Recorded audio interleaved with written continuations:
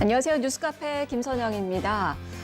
여야 4당 원내대표단이 합의한 패스트트랙 지정안이 어제 의원총회를 모두 통과를 했습니다. 이에 따라서 내일까지 패스트트랙 지정 절차를 받게 됩니다.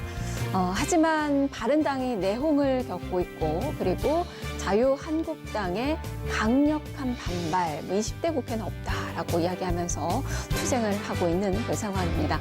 그만큼 험로가 예상이 됩니다.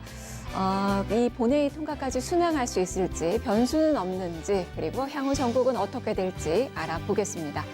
자, 그리고 오늘 오전에 한국은행에서 무역지수 및 이 교역 조건이 발표가 됐습니다. 이 수출품 가격이 하락을 하면서 그러면서 전체적으로 15개월 연속 이 무역 조건은 나빠진 것으로 나왔는데요. 이 교역 조건 악화가 계속될지 짚어보겠습니다. 자, 오늘도 뉴스카페는 퀴즈와 함께 여러분께 드리는 선물을 준비하고 있습니다. 끝까지 채널 고정해 주시길 바랍니다. 뉴스카페 지금부터 출발합니다.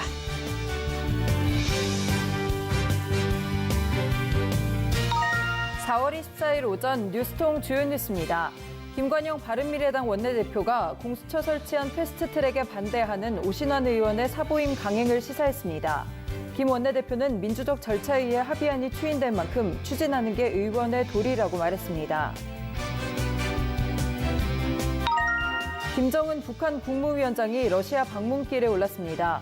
김 위원장과 푸틴 대통령은 비핵화 목표 달성을 위한 공조 방안을 모색할 전망입니다.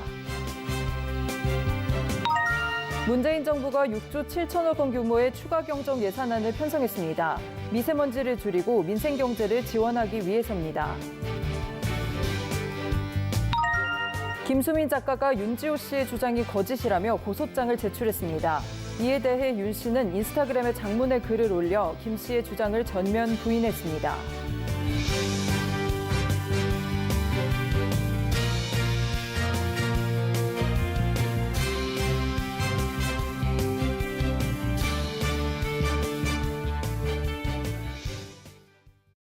주요 뉴스를 재구성해보는 시간입니다. 오늘 뉴스토마토 정치부 박진아 기자와 함께합니다. 박 기자 안녕하세요.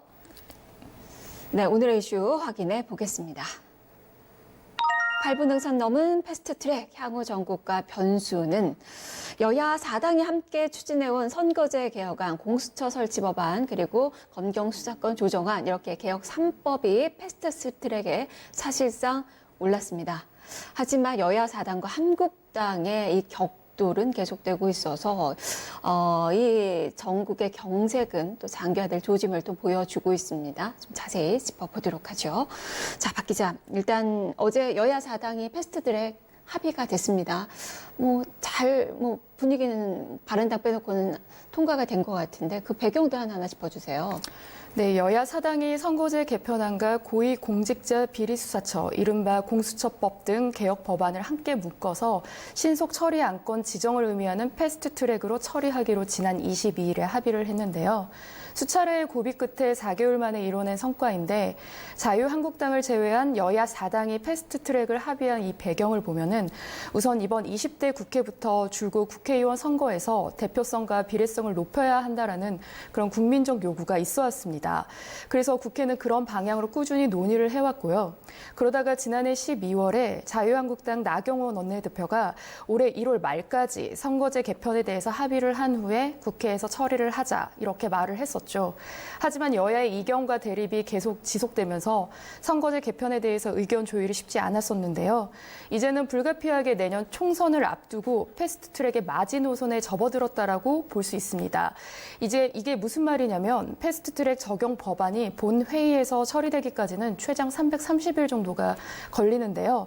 이번 주 안에 패스트트랙 절차가 시작되지 않으면 선거법 개정안이 내년 총선에서 적용하기가 어려운 상황이라는 의미입니다. 그래서 내년 총선을 위해서 역산을 해보니까 지금 이 시기에 반드시 패스트트랙을 추진해야 하고 여야 사당은 이러한 이유로 자유한국당을 제외하고 선거제 개혁안과 개혁 법안을 패스트트랙으로 처리하기로 합의한 것입니다. 네.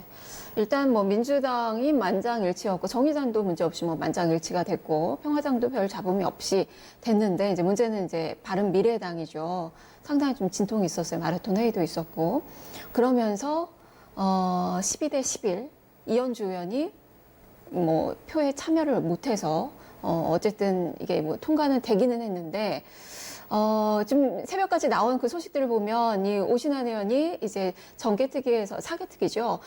이제 반대표를 던지겠다라고 페이스북에 소신대로 하겠다라고 올렸고 지금 김관영 원내대표가 지금 사보임을 결정을 한 것 같아요. 그렇죠? 네. 네, 이렇게 되면 또 당의 분열이 좀 될 수가 있어 보이고 그동안에 상당히 말을 아꼈던 지금 뭐 유승민 의원 같은 경우도 당의 미래를 좀 고민해 봐야 되겠다라고 이야기를 좀 합니다. 자괴감이 든다라는 표현도 좀 나오고 있는 그 상황이고요.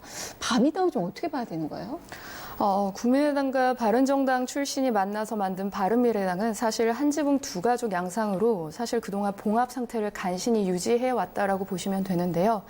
바른미래당은 창당 이후에 내내 당의 정체성 문제를 두고 중도인지 아니면 그보다 조금 더 오른쪽에 있는 중도 보수인지를 두고 갈등을 벌여왔습니다. 특히 사사건건 부딪혀온 국민의당과 바른정당 출신 의원들이 이번 패스트트랙 추진을 계기로 더욱 갈등의 골이 깊어졌다고 볼 수 있는데요. 심리적 분당 상황이었던 바른미래당의 갈등 격화는 어제 이현주 의원의 탈당을 시작으로 분당 위기에 놓여 있다라고 보면 되겠습니다. 어제 이현주 의원은 선거법은 정당 상호 간에도 완전 합의를 중시하는데 당 내부에 이견이 있는데도 의총에서 상정하는 것은 납득할 수 없는 행태라고 거센 비판을 하면서 탈당을 선언했는데요. 이로써 이현주 의원은 패스트트랙에 반발한 1호 탈당 의원이 됐습니다. 이 의원의 탈당을 시작으로 당내에서는 패스트트랙 지정을 계기로 창당의 한 축인 보수 세력의 집단 그런 이탈을 우려하는 목소리가 커지고 있는데요. 실제로 유승민 전 대표는 의총 후에 당 진로에 대해서 동지들과 진지하게 고민을 해보겠다라고 이제 말을 하면서 탈당 가능성을 시사했습니다. 정은총 의원도 시기를 저울질하고 있고 그래서 연쇄 탈당 가능성이 제기되고 있는 상황입니다. 어쨌거나 가뜩이나 당내 분열에 시달리던 바른미래당의 분열은 한층 가속화될 것으로 보입니다. 네. 근데 탈당이라는 표현이 맞는지 모르겠어요. 사실은 서로 안 나가려고 하잖아요. 그렇죠? 예. 상대방이 나가라고 하는 상황 아닌가요? 저 오신환 의원 같은 경우는 지금 사개특위 사보임은 단연코 거부한다라고 이야기했는데 그러면 이 사개특위는 어떻게 되는 거예요? 지금 사개특위 문제는 이따가 이제 다른 질문에서 답변을 해드리려고 준비하고 있었는데요. 사개특위 같은 경우는 지금 김관영 원내대표가 사보임을 조심스럽게 말씀을 하고 있지만 사실상 법적으로는 사보임을 강제할 수는 없습니다. 그래서 지금 오신환 의원 같은 경우는 입장은 사보임은 없다라는 걸 지금 내보이고 있고요. 이거는 조금 지켜봐야 할 것 같습니다. 네. 일단 사보임을 결정을 했고 이대로 된다면 패스트트랙 지정에는 문제가 없는데 사개특위에 올려지는 법안들은 아무래도 이제 지정하기가 훨씬 더 수월해지겠죠. 지금 반대표를 들고 있는 오신환 의원이 반대를 하겠다라고 공식 입장을 밝힌 거니까 사보임을 하면 소위 말해 선수를 교체하면 이제 사개특위에서 법안 처리를 하는 데 있어서 문제는 크게 없을 것으로 보입니다. 네, 이것도 이제 1차적인 그 관문이라고 할 수 있을 것 같아서 짚어봐야 될 것 같고요. 지금 손학규 지도부의 미래도 좀 불투명해지는 거죠.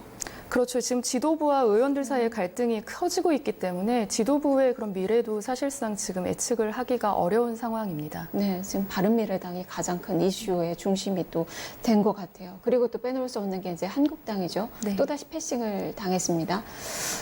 그러면서 뭐 농성을 지금 벌이고 있는 것 같고 또 주말에 지난주에도 또 광화문에서 또 집회가 있었는데 이번 또 대규모 집회도 예정이 돼 있는 것 같습니다.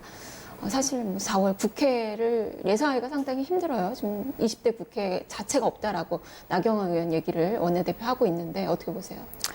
이번 여야 사당의 패스트트랙 합의안에서 제외된 자유한국당은 목숨을 걸고 패스트트랙을 저지하겠다며 총력 투쟁을 벌이고 있는데요. 자유한국당은 어제 긴급 의원총회를 여러 번 개최한 데 이어서 어제 오후에는 청와대 앞에서 기자회견을 열고 패스트트랙 중단을 요구하기도 했습니다. 또 어젯밤부터 오는 25일까지는 철야 농성에 들어갔고 27일에는 광화문에서 대규모 집회를 열고 패스트트랙을 저지할 예정입니다. 자유한국당의 총력투쟁에 이제 국회는 또다시 안개 속으로 빠져드는 형국인데요. 한국당은 선거제 개편안과 개혁 법안이 패스트트랙에 올라타는 순간 20대 국회는 없다라며 강력한 보이콧 방침을 내비치기도 했습니다. 민생 법안 처리가 시급한 상황에서 한국당의 보이콧 방침에 따라서 각종 법안 처리에도 제동이 걸릴 것으로 보이는데요. 논란이 되고 있는 탄력 근로제는 물론 추경 처리 등에 있어서 한국당 없이는 사실상 전국을 운영하는 것이 어렵기 때문에 여당의 고민도 깊어지고 있는 상황이고요. 이 같은 이유로 4월 임시국회는 또다시 개점 휴업 상태로 끝날 것이라는 전망이 지배적입니다. 네. 한국당으로서는 최대한 시간을 끌겠죠. 아무래도 그러겠죠. 그렇게 해야지 이제 뭐 기간을 좀 넘길 수 있으니까 최대한 그 막바지까지는 330일까지는 좀 시간을 끌지 않을까 싶은데 본회의 상정까지의 그 절차가 좀 어떻게 되나요? 네, 여야 사당이 함께 추진해온 선거제 개혁을 위한 공직선거법 개정과 공수처 설치 법안, 검경 수사권 저장 법안 등이 패스트트랙에 오르면 이들 법안은 패스트트랙 법안으로 처리가 되는데요. 패스트트랙 법안은 최장 330일 동안 숙려 후에 국회 본회의에 자동 상정돼서 표결 처리를 거칩니다. 구체적으로 관련 상임위원회에서 180일, 법제사법위원회에서 90일 심사 후에 본회의 부의기간 60일 등이 걸립니다. 선거법 개정안은 국회 정개특위에서 그리고 공수처 설치법안과 검경 수사권 조정법안은 사개특위에서 다루게 되는데요.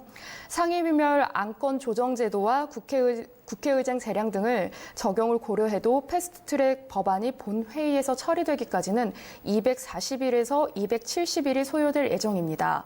다만 여야가 합의를 하며 이 기간을 대폭 줄일 수도 있는데요. 상임위에서 안건 조정 제도를 통해서 90일, 본회의 부의 기간을 60일을 각각 줄이면 계산상으로는 180일 만에도 처리가 가능해집니다. 하지만 우선 각각 상임위에서 법사위로 패스트트랙이 법안이 무난히 넘어갈지조차도 지금 확실하게 예측하기 어려운 상황이어서 협로가 예상되고 있습니다. 네. 일단은 뭐 선수 교체를 한다고 김관영 원내대표가 하니까 지금 패스트트랙 지정 의결까지는 문제가 없을 것 같고 이제 앞으로 이제 국회에 상정을 해서 이제 통과되는 데까지는 협로가 예상이 되고 사실 지금까지 어느 국회에서도 여야 합의 없이 이렇게 진행이 된 적은 없었잖아요. 네, 그런 측면에서 본다면 상당히 이제 본회의 통과가 될지 거기까지 갈 수 있을지 뭐 이런 부분들도 상당히 한국당의 참여가 없이는 좀 힘들지 않을까라는 생각도 드는데 일단 본회의 통과가 될 수 있다고 보세요. 확진하 기자는 일단 뭐 부결 가능성이 좀 있지 않을까 싶기도 한데. 네, 사실 본회의 처리까지는 사실 쉽지 않을 것으로 전망되는데요. 장기간의 논의 과정에서 선거제 개혁과 개혁 법안을 둘러싼 여야 간 복잡한 셈법들이 변수로 작용해서 실제 입법과까지는 미지수입니다, 사실. 그래서 패스트 법안이 우여곡절 끝에 본회의 표결까지 올라간다 해도 부결될 가능성을 배제할 수 없다라는 게 정치권 일각의 시각이기도 하고요. 역대 어느 국회에서도 여야 합의 없이 선거제 개편을 한 사례가 없다는 점을 그 점도 여야 사당에게는 부담으로 작용될 것이기 때문에 여야 사당은 패스트트랙 논의 과정에서 한국당의 참여를 적극 촉구하고 있습니다. 한국당은 또 여야 사당의 패스트트랙 공조에 결사 항정까지 불사하겠다며 반발하고 있는 상태여서 입법화까지는 쉽지 않을 것으로 예상됩니다. 네, 사실 최장 330일이 소요가 되는데 뭐 빨리 진행될 수 있겠지만 한국당 상황을 보며 시간을 좀 많이 끌을 것으로 보이고 최장 330일이면 오늘이 24일이니까 330일을 채우면 뭐 내일 기준으로 본다면 25일 날 이제 처리가 되면 이게 한 내년 3월 19일 정도가 돼요. 그럼 4월 총선에 적용하기가 쉽지가 않아 보이거든요. 이게 너무 늦은 거 아니에요? 어차피 안 되는 거 아닙니까? 뭐 일각에서 그렇게 보는 시선도 있지만 좀 전에 제가 말했듯이 안건 지정 제도와 국회의장 재령 이런 것들을 적용하면 최소 180일 만에라도 처리가 될 수 있어서 좀 지켜봐야 할 것 일단 같습니다. 지켜봐야 될 것 같고 문제는 이제 본회의에서 제가 볼 때 이탈표가 좀 나올 것 같아요. 이게 선거법이라는 게 자기 지역구가 없어지는 경우도 생기게 되는데 지금 민주당 내에서도 이것에 대한 불만이 있는 것으로 좀 알려지고 있습니다. 개별 행동에 나서는 의원들이 좀 생기지 않을까요? 일부의 시각도 그런 시각이 있는데요. 아마 지역구를 지키고자 하는 의원들은 그럴 수도 있겠죠. 그것도 역시 좀 지켜봐야 될 것 같고. 그러면 이제 향후 전국 어떻게 좀 예상을 하시는지 사실 뭐 힘들 것 같아요. 변수들도 하나하나 좀 짚어주시죠. 사실 향후 전국은 정말 말 그대로 예측하기가 어렵다라고 말씀드리는 게 가장 옳은 답인 것 같고요. 여야 사당이 우여곡절 끝에 선거제와 개혁 법안 패스트트랙 첫 단추를 꿰었지만 각종 난관이 예상되고 있습니다. 우선 선거제 개편안은 국회 정개특위에서 큰 무리 없이 패스트트랙으로 지정될 것으로 예상되는데 사실 오늘 아침 심상정 위원장이 공직선거법 개정안을 대표 발의하기도 했습니다. 공수처 설치 법안과 검경 수사권 조정 법안을 다룰 국회 사개특위는 조금 이야기가 다릅니다. 사개특위에서 키를 쥐고 있는 오신환 바른미래당 의원이 오늘 아침 이들 법안의 패스트트랙 지정에 대해서 반대표를 던지겠다라고 공식 입장을 취하면서 변수로 급부상했는데요. 때문에 이들 법안의 그런 패스트트랙 지정이 또 한 번 좌초될 수 있는 그런 위기도 있을 뿐더러 그 상임위 처리 자체도 쉽지 않을 것으로 예상되는 시각도 있습니다. 이처럼 여야의 셈법에 따라서 첫 단계 상임위에서부터 난관이 이제 예상됨에 따라 향후 전국도 소용돌이 속에 빠져들 가능성이 높은데요. 이런 가운데 이제 여야 사당의 그런 자유한국당에 대한 압박 수위는 점차 높아지고 있고 반대로 한국당의 반발은 더욱 거세지고 있어서 여야 갈등이 최고조로 치닫을 가능성도 배제할 수 없는 상황입니다. 이런저런 이제 변수를 보면 사실상 향후 국회 전국은 한치 앞을 볼 수 없다라는 표현이 맞을 것 같습니다. 네, 여전히 뭐 협로가 예상이 되네요. 말씀 잘 들었습니다. 네, 이렇게 뉴스토마토 정치부 박진아 기자와 함께했습니다. 일단 개혁 3법의 패스트트랙에 좀 올라지게 되더라도 산 넘어서면 산일 것 같습니다. 정개특위, 사개특위를 잘 통과를 한다고 해도 역시 상당히 좀 험로가 예상이 되고 있고 이 한국당과의 긴 싸움이 좀 시간 싸움이 계속될 것으로 보여지는데요. 그만큼 지금 4월 국회 그리고 20대 국회 상당히 또 식물 국회라는 그 오명을 떨치기가 좀 어렵지 않을까 싶습니다. 지켜봐야 될 것 같네요. 뉴스를 재구성해봤습니다.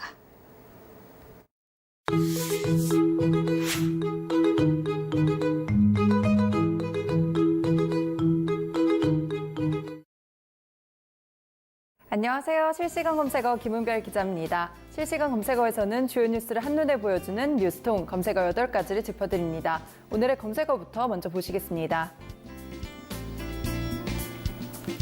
이렇게 8가지 검색어가 올라와 있는데요. 8위와 7위에 각각 OCI 군산 공장 올라와 있습니다. 기사 함께 보시죠.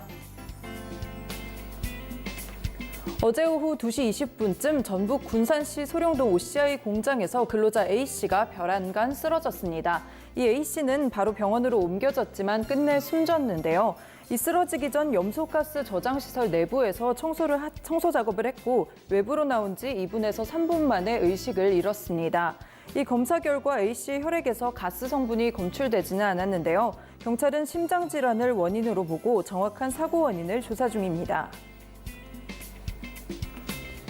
6위에는 이해훈 바른미래당 의원 올라와 있고요. 5위에는 소주 가격 인상 올라와 있습니다. 이 서민의 술이죠. 소주의 가격이 바로 인상된다고 합니다.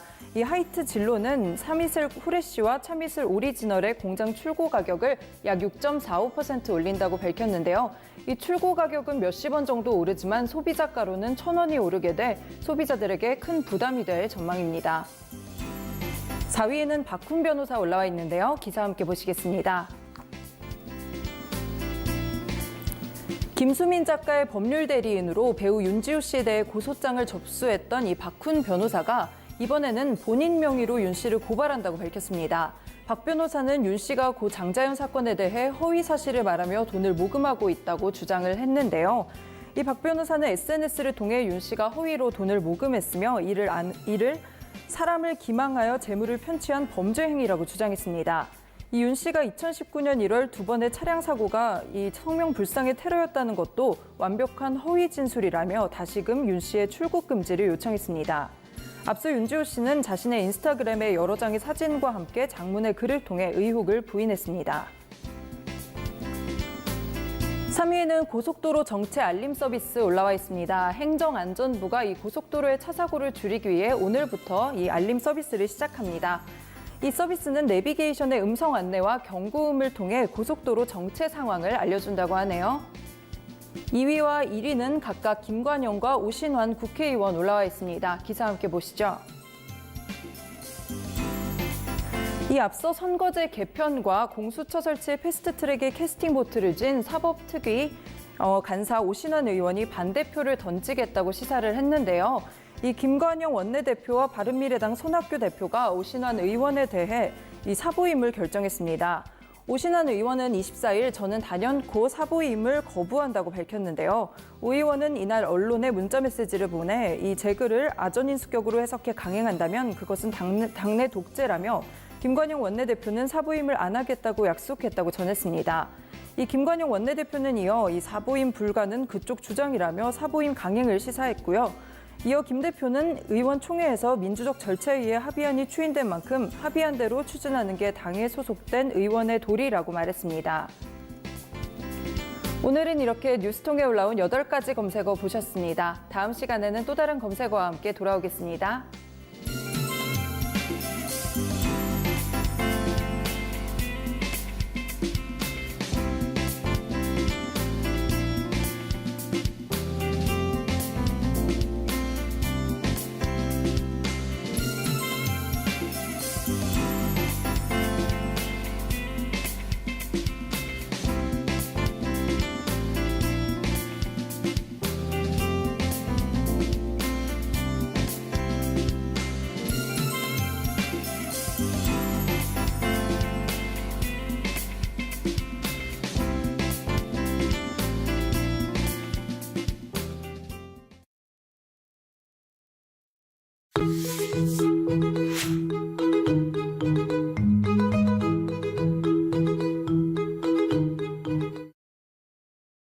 뉴스통 한라인 시간입니다. 오늘 오전에 한국은행에서 무역지수 및 교육 조건이 발표가 됐습니다. 한국은행 연결해서 내용 좀 들어보죠. 정책부 이정아 기자입니다. 이 기자, 3월 그 무역지수 교육 조건 어떻게 발표가 됐습니까? 네, 수입 가격과 수출 가격이 모두 하락하며 교육 조건이 16개월 연속 악화된 것으로 나타났습니다. 한국은행이 오늘 발표한 2019년 3월 무역지수 및 교육 조건을 보면 지난달 순상품 교육 조건 지수는 92.27로 1년 전 같은 달보다 5.1% 하락했습니다. 순상품 교육 조건 지수는 상품 한 단위를 수출한 대금으로 살 수 있는 수입품의 양을 의미합니다. 지난달 수입 가격은 1% 떨어졌지만 수출 가격은 이보다 훨씬 큰 6%가 하락했기 때문으로 보입니다. 순상품 교육 조건 지수는 2017년 12월부터 계속 나빠지고 있습니다. 우선 수출 금액 지수는 128.38로 전년 동월보다 8.8% 하락하며 지난해 12월 이후 넉 달 연속 하락했습니다. 다만 하락폭은 지난달에 마이너스 9.4보다는 소폭 줄었습니다. 그러나 지난달을 제외하고는 2016년 4월에 마이너스 13.4% 이후로는 가장 낙폭이 컸습니다. 수출 물량 지수도 1년 전보다 3% 하락하며 2달 연속 하락세를 보였습니다. 수입 금액 지수도 118.12를 기록하며 7% 하락했습니다. 석 달 연속 하락세입니다. 수입 물량 지수는 전월 동월보다 6.1% 떨어졌습니다.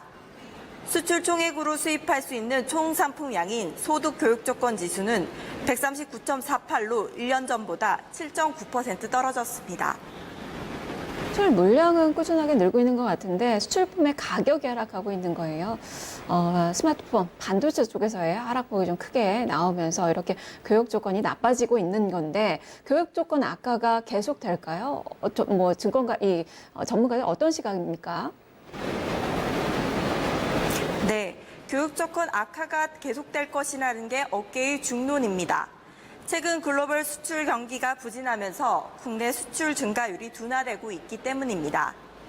국내뿐 아니라 전 세계적으로 수출 감소는 지속되고 있습니다. 특히 우리 수출의 4분의 1가량을 차지하는 반도체 단가 하락에 대한 영향이 컸다는 분석입니다. 우선 수출 물량 지수를 세부 품목별로 살펴보면 전기 및 전자기기가 7% 하락하는 등 낙폭이 컸습니다. 이는 핸드폰과 LCD 물량 감소에 따른 영향인데요. 핸드폰은 1년 전보다 40.5%, LCD는 13.5%가 감소한 것으로 집계됐습니다. 섬유 및 가죽 제품도 12.4% 하락했는데요. 금액 지수도 10.9% 하락하는 등 물량과 가격이 모두 하락한 것으로 나타났습니다. 업계 간 경쟁 심화에 따른 영향으로 보입니다. 일반 기계도 중국 수출 부진으로 물량 지수는 4.9% 하락, 금액도 6.2% 하락했습니다. 수출 금액 지수도 전기 및 전자기기가 17.5% 하락하는 등 반도체 단가 하락에 대한 영향을 그대로 반영했습니다. 반도체 가격은 15.2%가 떨어졌습니다. 수입의 경우 수입 물량 지수 중에서 일반 기계가 29.6% 하락한 것을 비롯해 석탄 및 석유 제품이 20.7% 하락했습니다. 일반 기계의 경우 반도체 제조용 기계 수요 감소에 따른 영향으로 풀이되고 석탄 및 석유 제품은 겨울철 난방 수요 감소와 함께 LNG 수요가 감소하면서 물량이 줄어든 것으로 해석되고 있습니다. 지금까지 한국은행에서 뉴스토마토 이정아입니다. 이정아 기자 수고했습니다. 우리나라 교육 조건이 15개월 연속 악화 일로를 겪고 있습니다. 이 교육 조건이 악화됐다는 것은 실질적으로 무역 측면에서 손실로 이어질 수 있고, 이렇게 되게 된다면 국내 소득이 감소하고 그리고 가계 소비가 위축될 수 있을 그 가능성이 있습니다. 그렇기 때문에 좀 고민이 좀 필요하지 않나 싶은데요. 수출품을 좀 품목을 좀 다각화하거나 이런 그 정책적인 고민을 좀 해야 되지 않을까 싶습니다. 뉴스통 한라인이었습니다.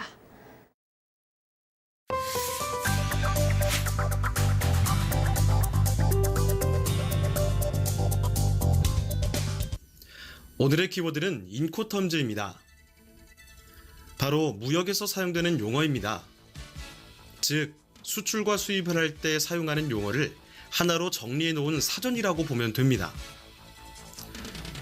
인코텀즈는 인터내셔널 커머셜 텀즈의 약자입니다.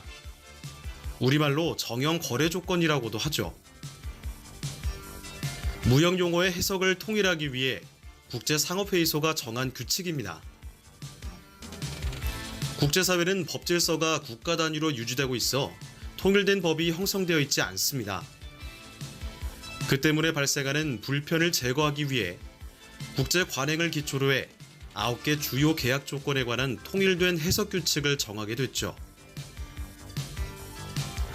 인코텀즈의 개념은 물건을 운송하는 과정에 발생되는 위험을 대비해야 하고 수출입에 대한 통관이 진행되며 그에 따른 세금을 지불해야 한다는 것입니다. 이 수출입 거래에서 수출자가 부담할지, 수입자가 부담할지, 혹은 나눠서 할지 결정해 계약 내용을 일일이 계약서에 명기하지 않고 알파벳 세 자리 부호로 나타내 표기하는 것을 인코텀즈라고 합니다. 수출입 업무를 하시다 보면 다른 용어는 몰라도 DDP, 즉 관세 지급 인도 조건, DDU, 관세 미지급 인도 조건이라는 말은 많이 들어보셨을 겁니다. DDP, 관세 지급 인도 조건이라는 용어도 인코텀즈 안의 한 거래 조건입니다. 그럼 인코텀즈의 한 가지 사례를 알아볼까요? CPT, 매도인이 출발지, 즉 수출지 국내 항구나 공항까지 운송하고 수출 통관까지만 의무를 가진 조건인데요. 수입 통관은 매수인에게 의무가 있습니다. FCA, 매도인이 지정된 장소에서 매수인이 지정한 운송인이나 제3자에게 화물을 인도하는 조건입니다. FAS, 매수인에 의해 선박이 지정되며 선박 비용이 많이 들고 컨테이너 방식을 사용하기 곤란한 산적 화물 거래에 많이 쓰입니다. FOB, 실무적으로 가장 많이 쓰이는 조건으로 선박의 지정과 운송계약 체결권이 매수인에게 있다는 의미입니다. 처음 용어를 접하시는 분들께서는 굉장히 복잡하고 어려우시겠지만 수출입 업무에서 운송되는 화물에 발생되는 비용 부담, 통관에 대한 부담을 누가 지느냐에 대한 내용을 확인하시면 조금 더 이해가 빠르게 되실 것 같습니다. 이상 오늘의 키워드였습니다.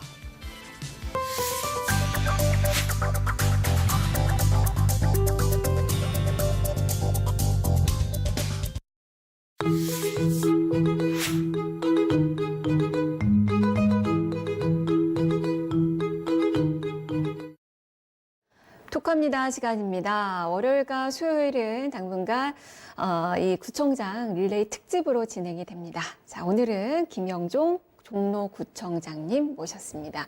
안녕하세요. 네, 안녕하세요. 김영종 종로구청장입니다. 반갑습니다. 네, 반갑습니다. 정치인으로서는 정말 보기 드문 특이한 이력을 가지고 있어서 상당히 네. 놀랐습니다. 건축가 출신이세요. 네, 그렇습니다. 예. 그러고 매치를 시켜보니까 종로가 정말 현대와 전통이 잘 어우르는 그런 도시가 바로 구청장님이 만들어 놓은 그 모습이구나라는 생각을 했습니다. 그 경험이 예전에 건축가로서의 경험이 도시에 잘 묻어나고 있는 것 같은데요. 네, 감사합니다. 지금 세 번째 임기세요. 그렇습니다. 하시면서 예. 8년 동안 종로를 좀 바꾸셨습니다. 어떻게 도시 공간을 좀 바꾸셨는지, 그리고 7기 동안에 이제 개발보다 여전히 도시 재생 기조를 유지하실 계획이신지 이런 부분 좀 말씀해 주세요. 네. 우리 종로의 특성을 먼저 고민을 해야 되겠죠.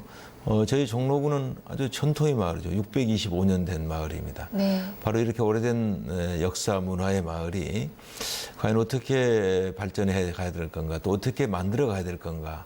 근데 그동안에 제가 구청장 하기 전에 우리 종로구는 사람들이 살기 어려운 곳이라고 생각하고 자꾸 밖으로 나갔죠. 왜냐하면 우선 공기가 안 좋으니까요. 그러면서도 이 건강한 도시를 만들어야 되겠다는 생각에서 저는 우선 사람들이 살 수 있는 도시를 만들어야 된다. 그러면서도 우리 종로의 역사성, 그다음에 문화, 이런 걸 정체성을 잘 지켜나가는 일은 너무 중요한 일이다. 네. 그러면서도 사람들이 살게 하려면 어떻게 할 건가 해서 고민했는데요.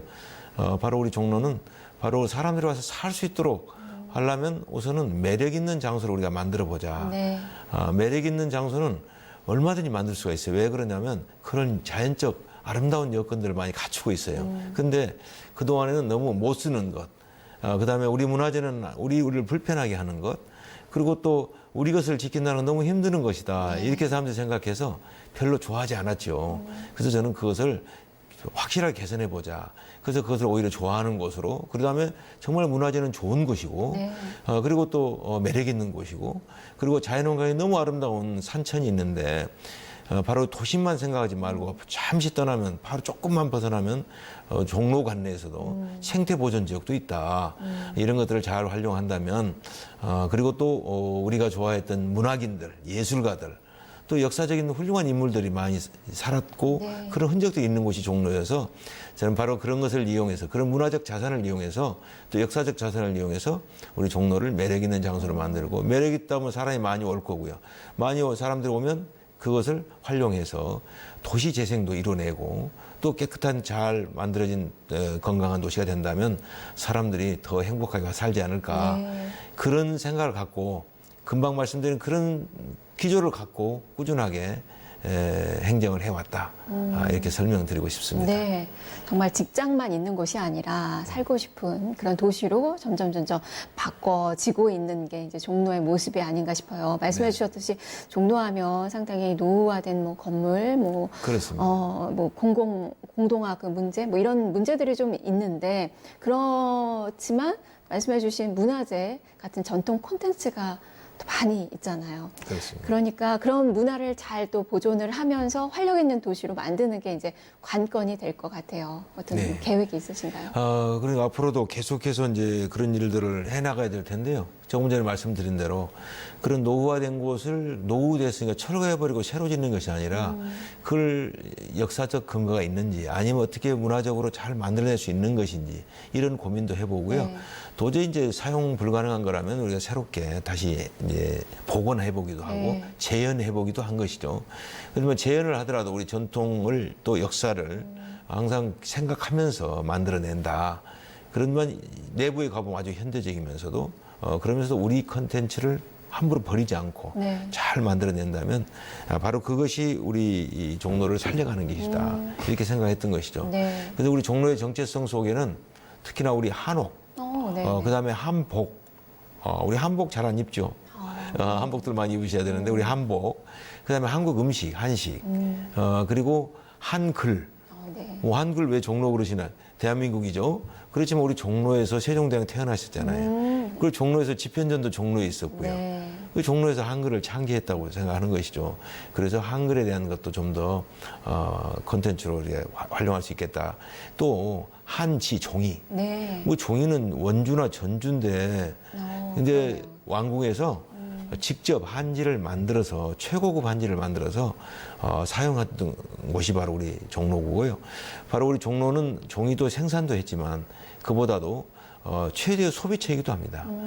그래서 옛날에는 종로에서 생산된 종이는 최고로 비쌌다고 합니다. 오히려 지방으로 거꾸로 팔려나갈 정도로. 왜냐하면 그 종이를 가지고 거기다 과거 시험 봤대요. 그래서 과거 시험 보려니까 저 시골의 부자들이 서울까지 와서 종이를 사갔다고 그래요. 그 정도로 좋은 종이들이, 그래서 우리 종이까지. 근데 요새는 국악, 우리 소리. 그리고 이제 요즘에는 또 정말 더 좀 고민해야 될 게 우리, 많은 그 금은보석을 가공하는 곳이 종로 상가거든요.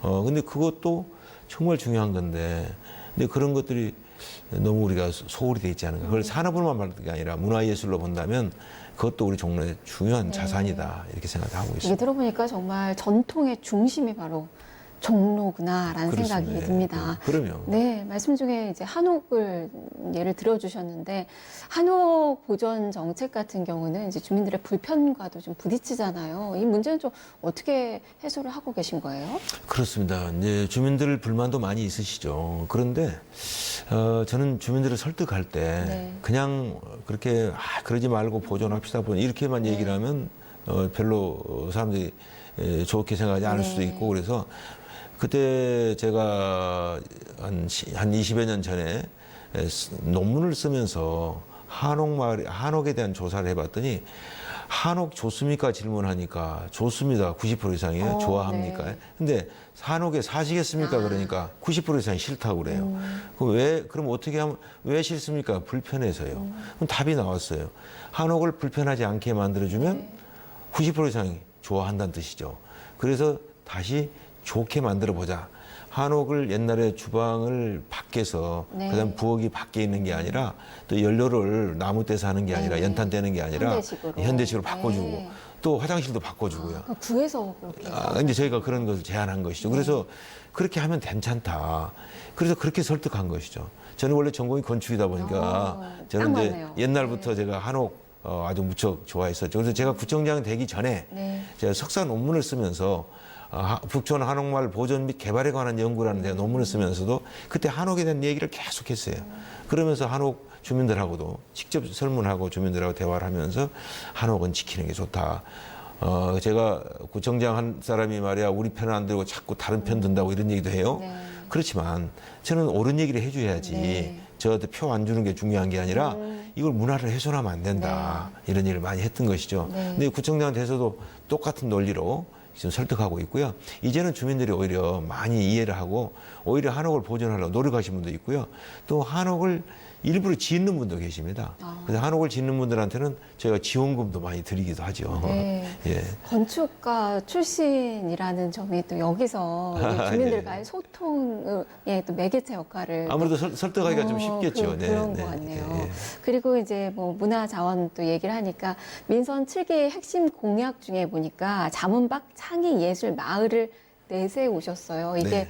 이제 문화자원을 활용한 그 대표적인 사업이라고 할 수 있는데 지금 어느 정도나 지금 진척이 되고 있는 겁니까? 자문박 창의예술마을은 언론도 뭐 이렇게 무슨 얘기인가 이렇게 생각할 수 있는데요. 네. 거기를 바로 이제 자문박이라면 자하문 밖을 얘기하는 네. 자하문 밖의 마을. 자문박 거기가 구기동, 평창동, 그다음에 부암동, 네. 신영동 이 지역을 우리가 자문박이라고 통틀어서 함께 얘기하는데요. 바로 이 마을 사람들 같은 계곡에 정말 아름다운 자연 환경을 가지고 있습니다. 네. 이 아름다운 자연 환경을 어떻게 하든지 잘 보존하면서도 참으로 아름답게 만들어진 이 자연 이미 있는 자연을 어떻게 잘 보존하면서 개발하고 또 그러면서도 많은 그 안에 살고 계신 예술가들이 나서서 함께 한다면 정말 좋은 예술의 마을이 만들어지겠다. 그래서 저는 그 생각에 우리 주민들을 좀 나서도록 특히 그 예술가들이 많이 나설 수 있도록 네. 이렇게 독려를 했고요. 그게 이제 지금은 자문박 문화포럼이라는 사단법인체가 형성된 계기이기도 하고요. 그래서 그렇게 만들어진 이분들이 활동을 할 수 있도록 저희 구에서는 지원하고요. 그다음에 서울시하고도 좀 얘기를 해서 좀 기왕에 있는 많은 문화시설, 역사, 이런 그 예술가들의 삶, 이런 것들을 좀 여기다 마을에 접목해서 이 마을이 세계인들이 찾아올 수 있는 문화예술의 마을을 만들어보자. 거기는 많은 인프라도 있습니다. 거기는 서울예술고등학교도 있고요. 우리나라 최고의 예술을 공부하는 학생들이 공부하고 있고요. 또 바로 옆에는 상명대학도 있고요. 또 국민대학에서도 그 학교를 지으려고 준비하고 있고. 그래서 제가 국민대학 터도 예술대학이 오도록 좀 예술대학이 왔으면 좋겠다라고 하고 그 학교 부지의 문제점이나 어려운 점도 제가 많이 해소를 해드렸어요. 근데 아직 학교는 지치는 못하고 있네요. 아마 곧 있으면 이제 학교 측에서 잘 준비해서 해주시라 믿고 있고요. 그 외에도 이제 저희가 그 가스 충전소라고 하는 자리를 저는 가스 충전소 말고 문화 충전소를 하자.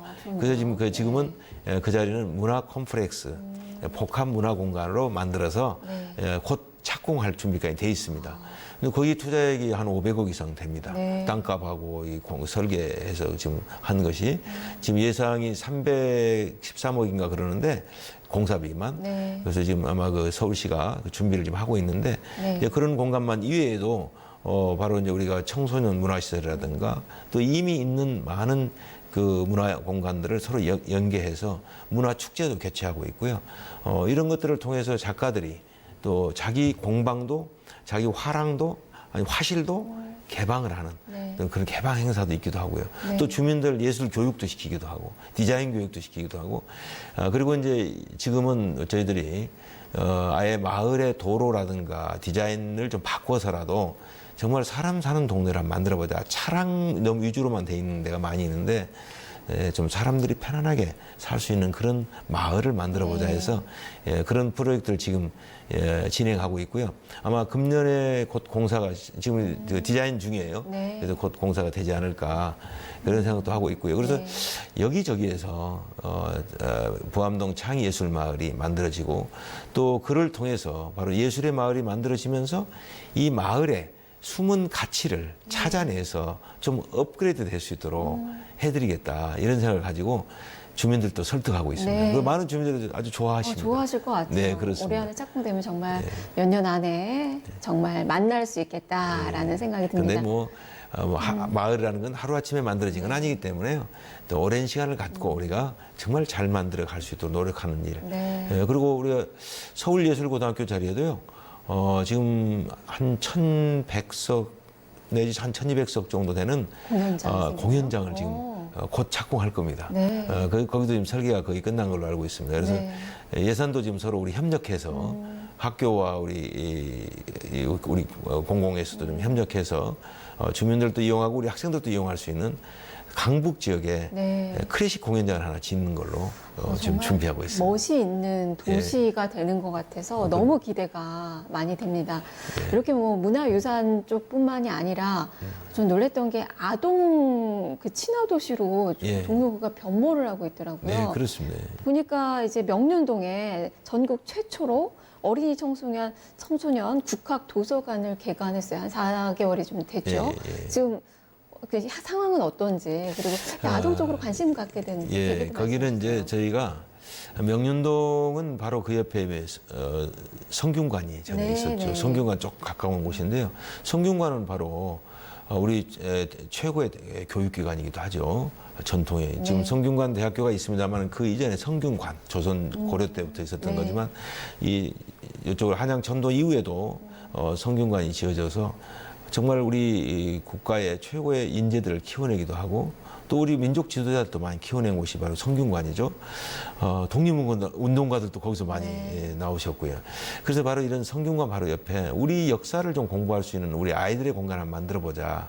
그다음 우리 문화, 우리 한국 학회에 대해서 한번 고민해보는 그런 도서관 한번 조그맣게 만들어보자 해서 시작을 했는데 문체부에서도 그 문화부에서 그것을 적극 지원해 줬어요. 그러면서 거기에다가 가능하면 어린이들용으로 더 좀 했으면 좋겠다 이렇게 해서 그렇지 않아도 그 옆에 보면 거기서 얼마 떨어지지 않은 곳에 아이들 전용 극장이 있습니다.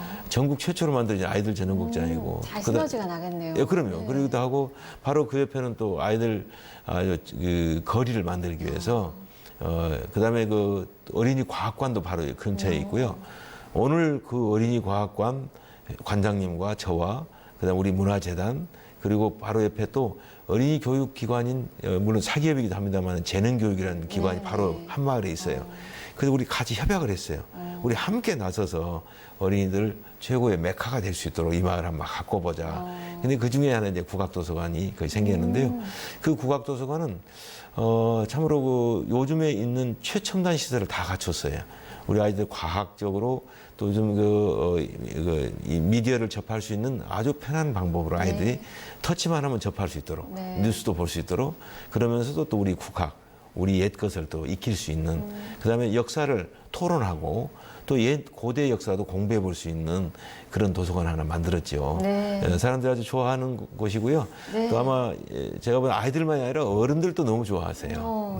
아이들 있으신 분들은 뭐 종로구 투어 한번 해보셔도 좋을 것 일부러 같다. 아니 저희 종로구 투어 많이 오십니다. 무슨 투어냐면 이렇게 골목길 해설사라는 게 우리 종로구에 있습니다. 골목길 해설사 못 들어보셨죠? 네네. 골목길 해설하는 분들이 전문적으로 마을 분들이 나서서 합니다. 자원봉사. 아니, 물론 자원봉사도 겸이죠. 그렇지만 저희들이 조금 비용은 좀 드려요. 근데 빨리 하시다가 전화 받고 관광객들이 와서 안내해달라고 그럽니다. 그러면 가서 안내 한 2-3시간 딱 해드리면요. 또 시니어 일자리. 그러면 시니어들은 저희들이 한 번 하시고 나면 35,000원 드려요. 장애인 해설사도 있습니다. 그래서 다른 지역에 없는 그런 해설사들이 우리 종로구에 있죠. 일자리도 창출되고 동네 마을도 제대로 해설하고, 그다음에 또 관광객들은 오니까 해설해 주니까 너무 좋은 거예요. 정확하게 역사를 알 수 있고요. 그냥 지나가는 곳도 여기는 누가 어땠고 쏙 설명해 주면 뭐 조선 역사가 다 나오죠. 조선조 역사, 그다음에 근대 역사까지도. 가봐야 될 것 같습니다. 많이 오십니다. 한번 오세요.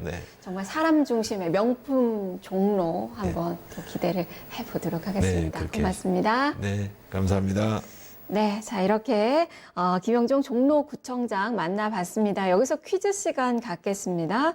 먼저 어제 정답부터 공개를 해드리죠.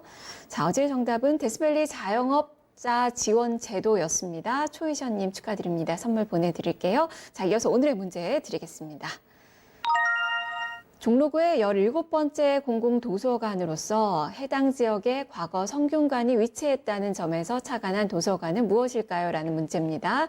자, 정답 아시는 분들은 뉴스토마토 유튜브 페이지에 오셔서 먼저 구독해 주시고 현재 방송되고 있는 스트리밍 화면이 있습니다. 여기 댓글로 정답 남겨주세요. 자, 정답 달아주실 때는 이메일 주소 함께 남겨주셔야 선물 보내드릴 수 있습니다. 선정되신 분께는 영화 티켓 2장 보내드리겠습니다. 많은 참여 기다리고 있겠습니다. 토크합니다. 함께 하셨습니다.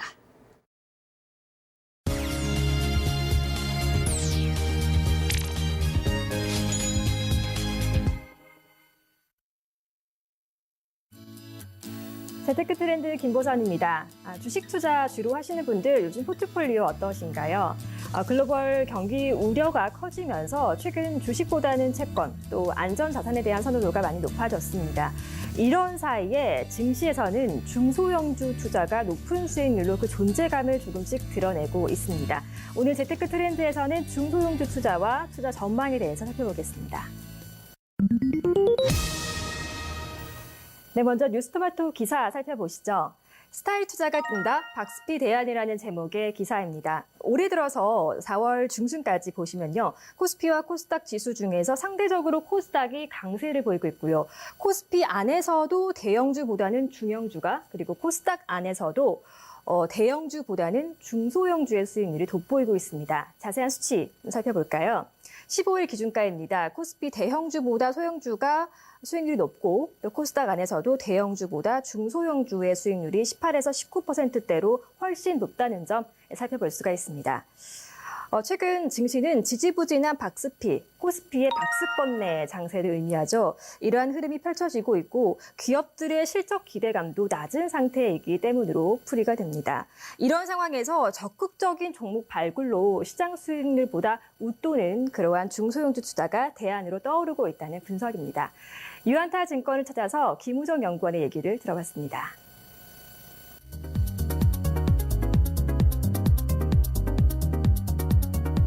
우리나라가 같은 경우는 삼성전자의 시총 비중이 높기 때문에 삼성전자의 성과에 따라서 펀드 성과가 많이 영향을 받습니다. 근데 지금 작년 이후부터 삼성전자의 그 실적 우려라든지 그런 것들이 있으면서 상대적으로 패시브 펀드보다 삼성전자의 비중이 낮은 중소형주 펀드라든지 배당주 펀드가 상대적으로 성과 우위를 보이고 있는 상황입니다. 그리고 이런 시장 상황에 맞물려서 일단 실적이 호전되고 있는 조선이라든지 이런 업종들이 성과가 좋아지면서 이런 업종을 많이 담고 있는 펀드들의 성과가 상대적으로 좋은 성과를 보이고 있습니다. 네, 중소형주 수익률이 뛰다 보니까 자연스럽게 중소형주 펀드의 수익률도 긍정적인 흐름 보이고 있습니다. 이달 중순까지 중소형 펀드의 평균 수익률이 11%대를 기록하고 있는데요. 상위 10위권 내에 있는 상품들입니다. 한국투자 중소밸류 펀드가 23.6%로 1위를 기록하고 있고요. 얼마 전에 이 시간을 통해서 소개해드렸던 코스닥 벤처펀드 역시 중소형주를 위주로 좀 투자를 하다 보니까 10위권 내에 많이 랭크가 됐는데요. 현대인베스트먼트라든지 현대, 또 KB, 미래에셋 코스닥 벤처펀드 등이 그러한 펀드에 속한다고 보시면 되겠습니다. 이 밖에는 마이다스 미소 중소형주 펀드의 수익률이 16%, 한국밸류 10년 투자 중소형 펀드 역시 16%대로 8, 9위를 차지하고 있고요. 신한 BNP 파리바의 관련 펀드 역시 16% 기록하면서 10위권에 랭크가 됐습니다. 김우정 연구원에게 앞으로의 중소형주 투자 전망은 어떻게 봐야 할지 전략과 함께 들어봤습니다.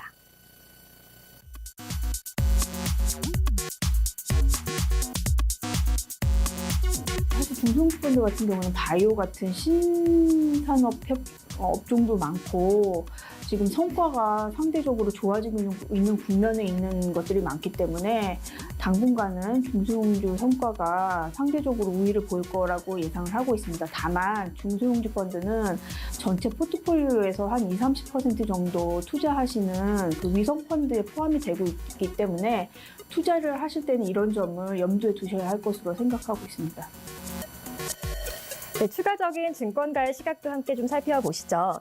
KB증권입니다. 주식시장에 보수적인 시각을 유지하는 투자자라면 중소형 중에서 특히 배당주에 주목하라고 권하고 있습니다.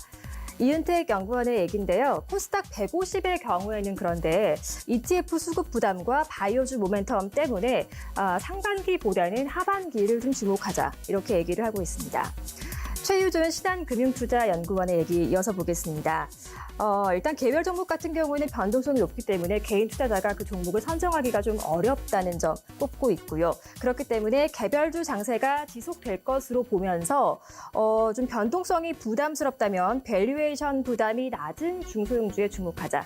이렇게 조언을 하고 있습니다. 자, 이러한 점들도 참고하면서 살펴보시면 좋을 것 같습니다. 재테크 트렌드 김보선이었습니다. 네, 김선영의 뉴스카페 오늘 준비된 순서는 여기까지입니다. 편안한 오후 시간 되시고요. 저는 내일 12시에 다시 찾아오겠습니다. 함께해 주신 여러분 고맙습니다.